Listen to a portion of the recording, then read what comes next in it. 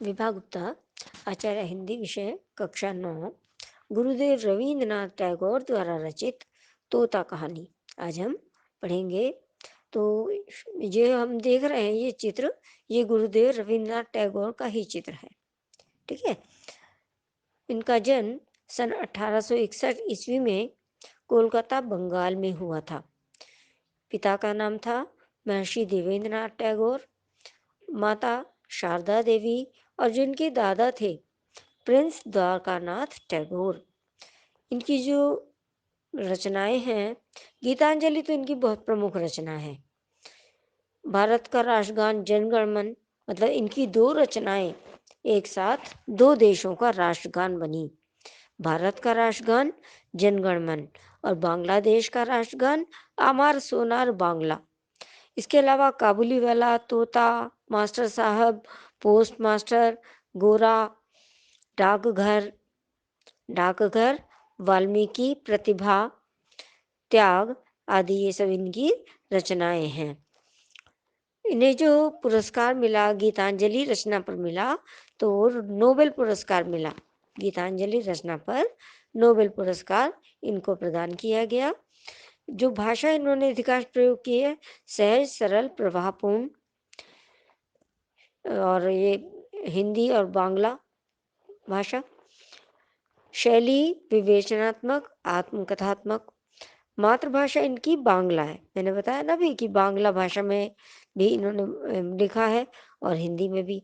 तो मातृभाषा इनकी बांग्ला है। सन 1941 ईस्वी में इनकी मृत्यु हो गई। और वर्तमान के परिप्रेक्ष्य में यदि देखा जाए, तो अपनी विशेषताओं के आधार पर साहित्य के क्षेत्र में रविन्द्रनाथ टैगोर जी को प्रमुख स्थान प्राप्त है। अब शुरू करते हैं पाठ। बंगाली और हिंदी भाषा के श्रेष्ठ साहित्यकार रविन्द्रनाथ टैगोर, जिन्हें हम गुरुदेव रविन्द्रनाथ टैगोर के नाम से भी जानते हैं, द्वारा लिखित तोता कहानी अब हम पढ़ेंगे।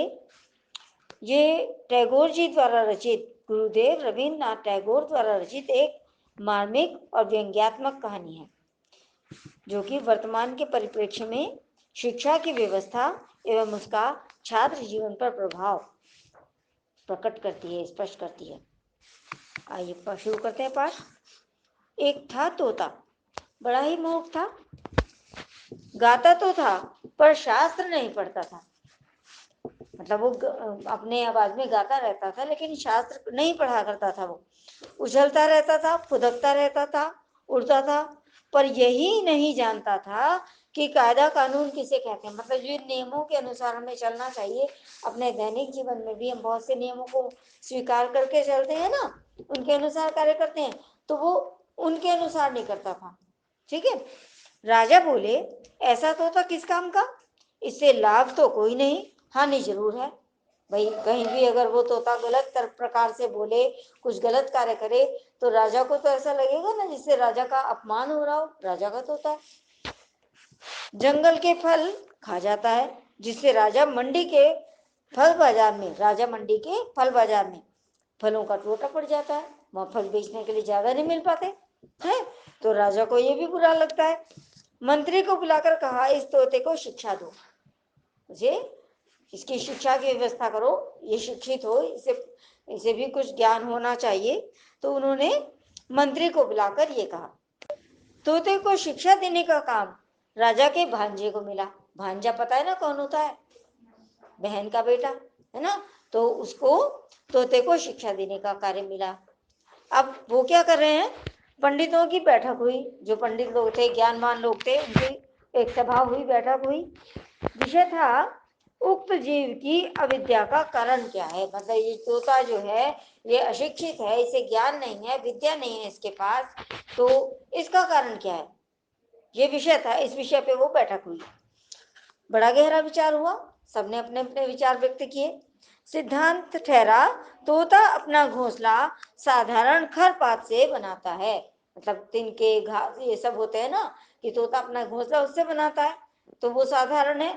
अगर अच्छी वस्तु से बना होता तो शायद इसमें भी अच्छे विचार होते।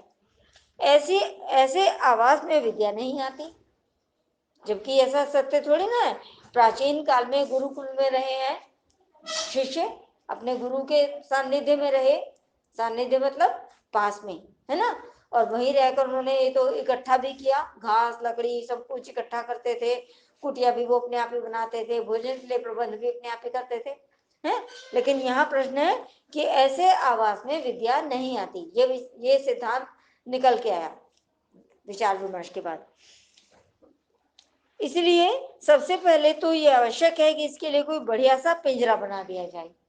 अच्छे पिंजरे में रहेगा तो ये कुछ सीख जाएगा।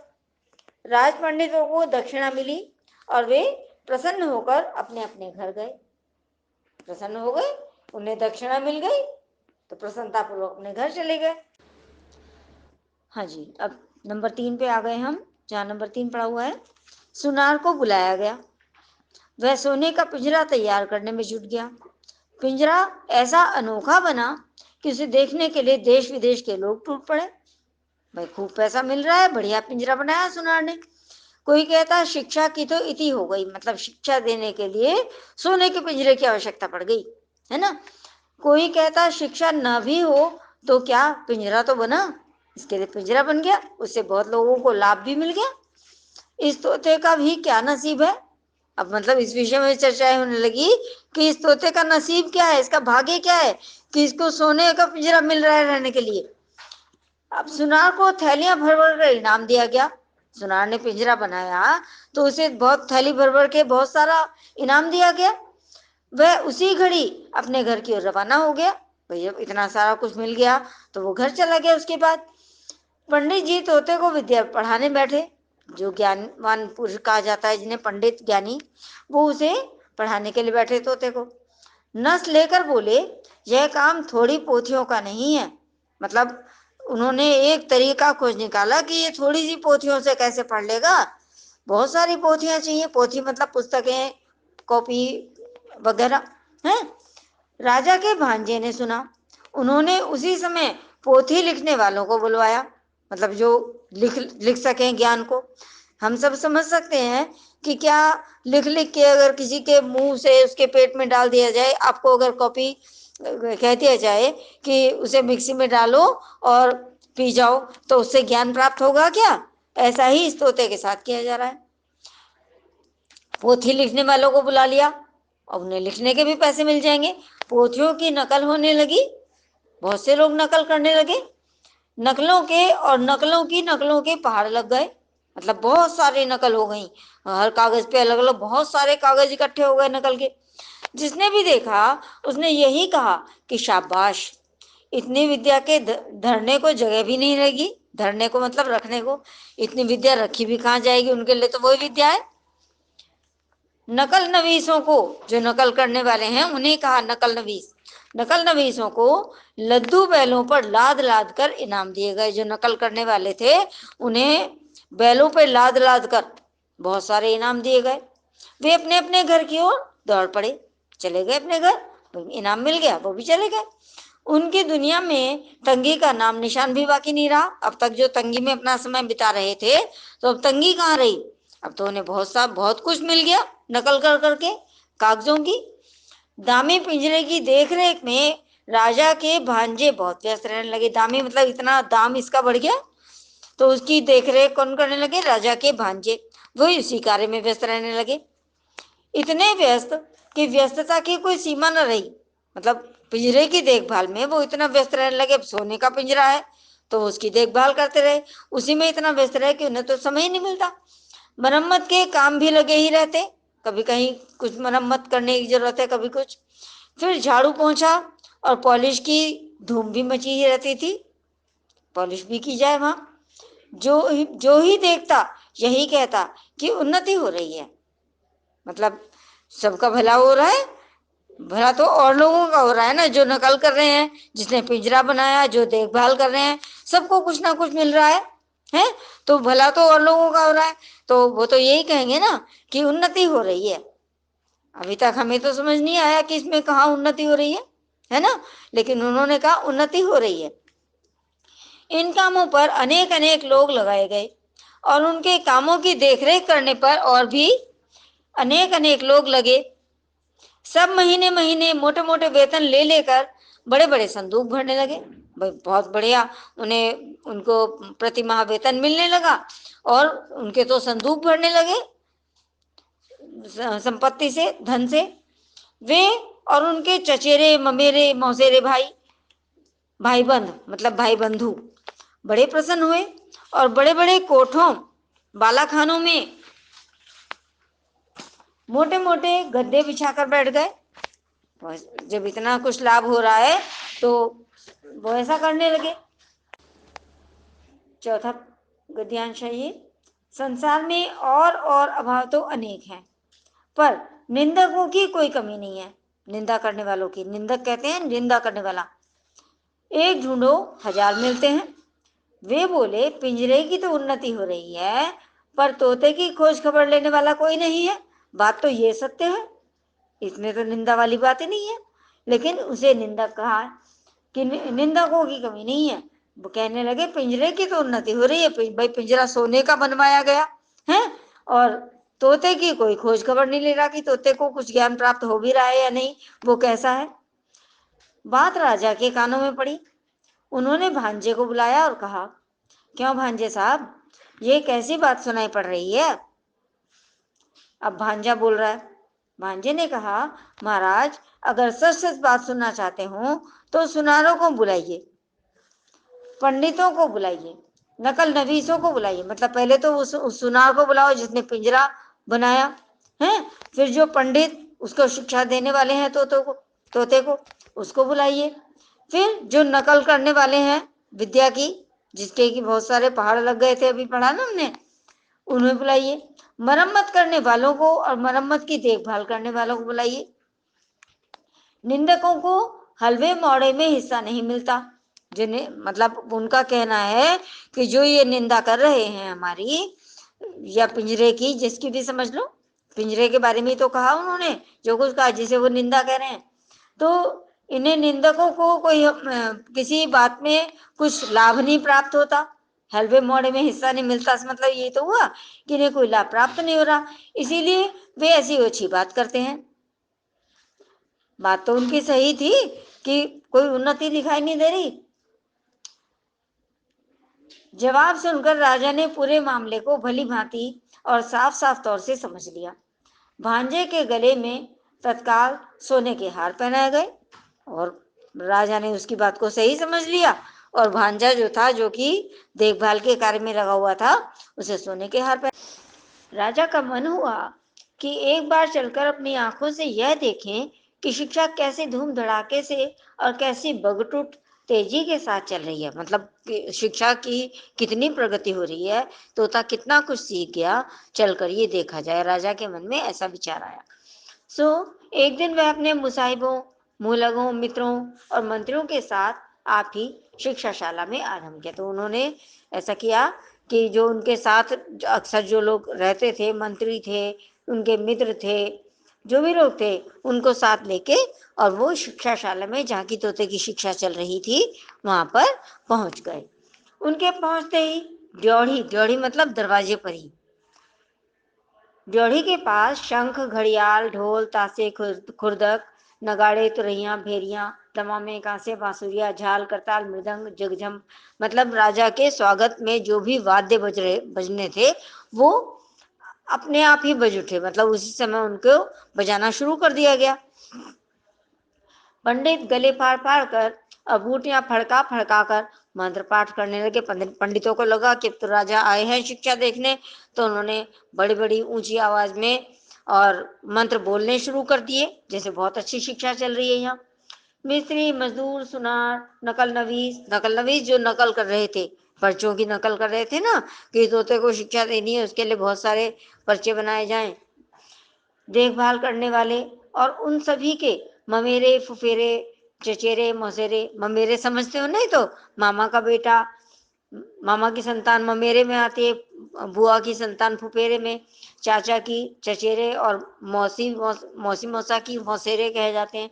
तो ये सब भाई जय जयकार करने लगे। मतलब उनके सभी जो संबंधित थे उनसे, वो सब जय जयकार करने लगे। भांजा बोला, महाराज देख रहे हैं ना, भांजे को जिसको की जिम्मेदारी सौंपी गई थी। हैं? महाराज ने कहा, आश्चर्य, शब्द तो कोई कम नहीं हो रहा भाई, बहुत शब्दों से पता लग रहा है, जो भी ध्वनियां मेरे कानों में आ रही हैं उनसे पता लग रहा है कि बहुत अच्छी प्रकार से शिक्षा चल रही है तोते की।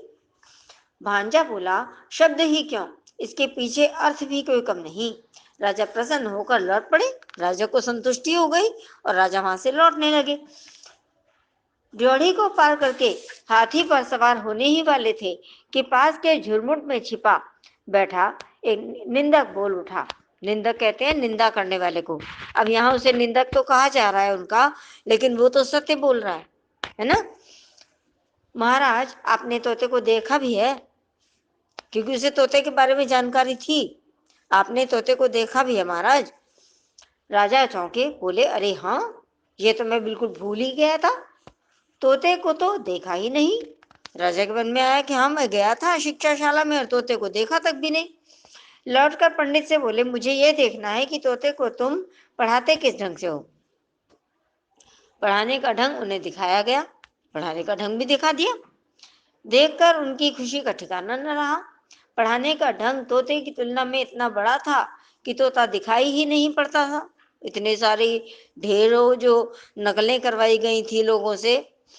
राजा ने सोचा, अब तोते को देखने की जरूरत ही क्या है, वो सब उन्हें दिखा दिया, तो अब तोते को देखने की जरूरत ही नहीं रही। राजा तो इतना संतुष्ट हो गया, उसे देखे बिना भी काम चल सकता है। राजा ने इतना तो अच्छी तरह समझ लिया कि बंदोबस्त में कहीं कोई भूल चूक नहीं है।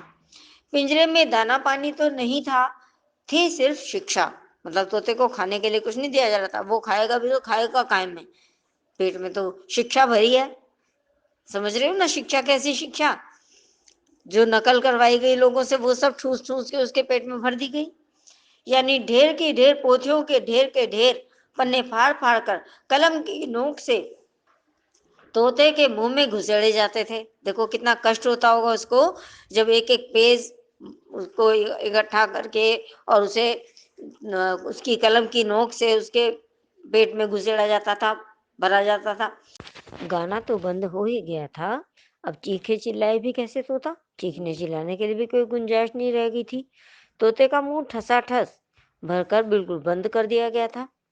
अब जब उसमें पेन की नोक से वो नकल जो करवाई गई थी, शिक्षा जिसे कह रहे हैं, वो तोते के मुंह से पेन की नोक से भर दी जाती थी उसके अंदर है, तो उसका गाना, चीखना चिल्लाना सभी कुछ बंद हो गया था। कैसे तो वो गाएगा और कैसे चीखे चिल्लाएगा। तो तोते का मुंह ठसाठस भरकर बिल्कुल बंद हो गया था। देखने वालों के रोंगटे खड़े हो जाते थे, कि देखने वाले भी जो देखते थे कि तोते के साथ कितना अन्याय किया जा रहा है शिक्षा के नाम पे, उनको भी भय प्रतीत होता था उस समय। अब दोबारा जब राजा हाथी पर चढ़ने लगे तो उन्होंने कान उमेरते सरदार को ताकीद कर दी कि निंदक के कान अच्छी तरह उमेट देना। मतलब उसका कान उमेटने का ही काम था सरदार का। उसे कहा कि जिसने निंदा की थी, जो निंदक है, उसके तुम कान उमेट देना। उसने ऐसी बात मुझसे कही क्यों कि तोते के बारे में मैं जानकारी लूं। अब राजा जब वहां से चला जाता है, तोता दिन पर दिन भद्र रीति के अनुसार अधमरा होता गया। जब तोते के साथ यही व्यवहार हो रहा है कि नकलों को उसके पेन की नोक से, कलम की नोक से उसके मुंह में घुसेड़ा जाता है, भर दिया जाता है। अभिभावकों ने समझा कि प्रगति काफी आशाजनक हो रही है। अभिभावक यानी जो उसके जिम्मेदार थे। फिर भी पक्षी स्वभाव के एक स्वाभाविक दोष से तोते का पिंड अब भी छूट नहीं पाया था। सुबह होते ही वह उजाले की ओर टुकुर टुकुर निहारने लगता था। जब सूरज निकलता है ना, तो उसकी तरफ वो देखने लगता था। भाई आंखों में तो कुछ नहीं था ना, और कष्ट तो है ही है, जो शारीरिक कष्ट है, लेकिन ये प्रवृत्ति थी, उसकी प्रकृति थी कि वो सुबह हुई तो टुकुर टुकुर उधर निहारने लगता था। पक्षी स्वभाव था और बड़ी ही अन्याय भरी रीति से वह अपने डरने फड़फड़ाने लगता था। मतलब कितना कष्ट था उसको, तो ऐसे डरने अपने वो फड़फड़ाने लगता था पंख अपने। इतना ही नहीं, किसी किसी दिन तो ऐसा भी देखा गया कि वह अपनी रोगी चोंचों से पिंजरे की सलाखें काटने में जुटा हुआ है। मतलब उसे इतना कष्ट हो रहा था, जो पिंजरा सोने का उसके लिए बनाया गया था, उसकी वो सलाखें काटने में जुट गया। कोतवाल गरजा, यह कैसी बेअदबी है। अब वो तो अपने कष्ट के कारण उस कष्ट से मुक्त होना चाहता है, इस कारण ऐसा कर रहा था, लेकिन उसे इस पे कहा जा रहा है कि यह कैसी बेअदबी है, ये गलत है जो तुम कर रहे हो। फौरन लुहार हाजिर हुआ। आग, भाथी और हथौड़ा। फौरन लुहार हाजिर हुआ, आग, भाथी और हथौड़ा लेकर। मतलब जिन जिन चीजों को उसने प्रयोग किया था उस पिंजरे को बनाने में, कि ये सलाखें काट रहा है, तो उसे भी क्रोध आया। वह धमाधम लोहा पिटाई हुई कि कुछ न पूछिए। लोहे की सांकल तैयार की गई और तोते के डैने भी काट दिए गए, उसके पंख भी काट दिए। कितना कष्ट उसको सहना पड़ रहा है। राजा के संबंधियों ने हांडी जैसे मुंह लटकाकर और सिर हिलाकर कहा, इस राज्य के पक्षी सिर्फ बेवकूफ ही नहीं, नमक हराम भी है। मतलब कि उसके लिए इतना सब कुछ किया जा रहा है तोते के लिए, और वो फिर भी शिक्षा तो क्या प्राप्त करना, बल्कि उसके नमक हरामी दिखा रहा है। मतलब कि उसके लिए जो किया जा रहा है वो उसके प्रति कृतज्ञ नहीं है, है ना। और तब पंडितों ने एक हाथ में कलम और दूसरे हाथ में बर्छा ले लेकर वह कांड रचाया जिसे शिक्षा कहते हैं। मतलब अगर तुम किसी को मारोगे पीटोगे तो क्या उससे शिक्षा हासिल हो जाएगी, है ना। लुहार की लुहसार बेहद फैल गई और लुहारिन के अंगों पर सोने के गहने शोभने लगे। भाई उन्हें तो सब कुछ मिल रहा था, लुहार को, सुनार को, जो भी वहां कार्य करने वाले लोग थे, जिसकी कोई भी जिम्मेदारी थी, उनके सबके घर भर रहे थे। तो लोहारिन के अंगों पर सोने के गहने शोभा पाने लगे और कोतवाल की चतुराई देखकर राजा ने उसे सिरोपा अदा किया। उसे भी उसको भी राजा ने सम्मान दिया। तोता मर गया। कब मरा इसका निश्चय कोई भी नहीं कर सकता। कमबख्त निंदक ने अफवाह फैलाई कि तोता मर गया। जो जब राजा हाथी पे सवार हो रहा था उस समय उसने कहा था राजा से कि अपने तोते को देखा भी है, हैं? तो अब उसी व्यक्ति ने, जिसे निंदक कहा जा रहा है, निंदक कहते हैं निंदा करने वाले को, लेकिन वो निंदा तो नहीं कर रहा, वो तो सत्यता बोल रहा है, सत्यता बखान रहा है। तो उसने अफवाह फैलाई। अब ये अफवाह भी नहीं है, सत्यता है। तोता मर गया। उसने सब जगह ये बात फैला दी कि तोता मर गया। राजा ने भांजे को बुलाया और कहा, भांजे साहब, यह कैसी बात सुनी जा रही है। भांजे ने कहा, महाराज तोते की शिक्षा पूरी हो गई है। राजा ने पूछा, अब भी वह उछलता फुदकता है, मतलब कि शिक्षा प्राप्त कर ली तो अब तो सभ्य लोगों की तरह से रहता होगा। भांजा बोला, अजी राम कहिए, मतलब कि अभी भी उस पर कोई इतना प्रभाव नहीं है। अब भी उड़ता है ना, कतई नहीं। मतलब कि वो उछलेगा फुदकेगा कहाँ से, उससे के उछलने फुदकने का तो प्रश्न ही नहीं। और उड़ता है नहीं, बिल्कुल नहीं। अब भी गाता है नहीं, तो गाता भी नहीं। और वास्तविकता ये है कि वो कैसे उछलेगा फुदकेगा जब वो मर गया है, और कैसे वो गाएगा। दाना न मिलने पर अब भी चिल्लाता है ना। अब उसे क्या भूख का पता है, जब उसकी मृत्यु हो गई तो उसे क्या भूख का पता है, वो अब दिन चिल्लाता भी नहीं है दाने के लिए। राजा ने कहा, एक बार तोते को लाना तो सही, देखूंगा जरा। तोता लाया गया। साथ में कोतवाल आए, प्यादे आए, घुड़सवार आए। राजा ने तोते को चुटकी से दबाया। तोते ने न हाँ की न हूं की। हाँ, उसके पेट में पोथियों के सूखे पत्ते खड़खड़ाने जरूर लगे। अब वो तो सूखे पत्ते हैं, जो कागज हैं, वो सूखे पत्तों की तरह खड़खड़ तो करेंगे ना पेट में जब उसे चूंटा।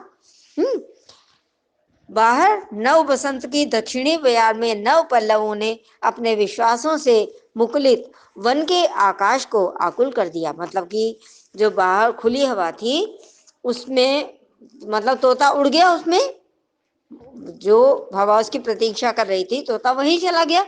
क्योंकि कब तक वो इस बंधन को स्वीकार करता, इतना कष्ट वो कब तक सहता। तो देखिए, शिक्षा दी जा रही है। शिक्षा के जरिए, शिक्षा का नाम लेकर कितने लोग अपना उल्लू सीधा कर रहे हैं। उल्लू सीधा करना एक मुहावरा भी है ना, उल्लू सीधा करना।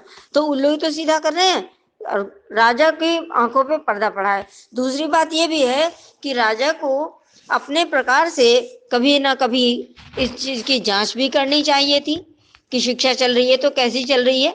भाई कहीं जो सब कार्य करने वाले हैं वो सब धोखा तो नहीं कर रहे।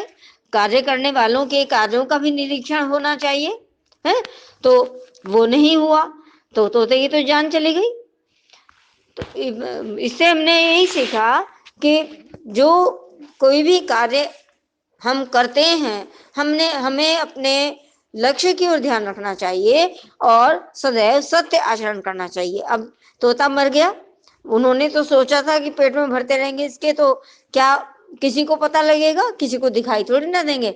लेकिन हर बात किसी न किसी स्तर पर जाकर स्पष्ट हो ही जाती है। असत्यता के पांव लंबे नहीं होते, झूठ के पांव लंबे नहीं होते कहा ना, बुराई का कभी ना कभी अंत होता है। तो वही हुआ, ये बात स्पष्ट हो गई। धन्यवाद।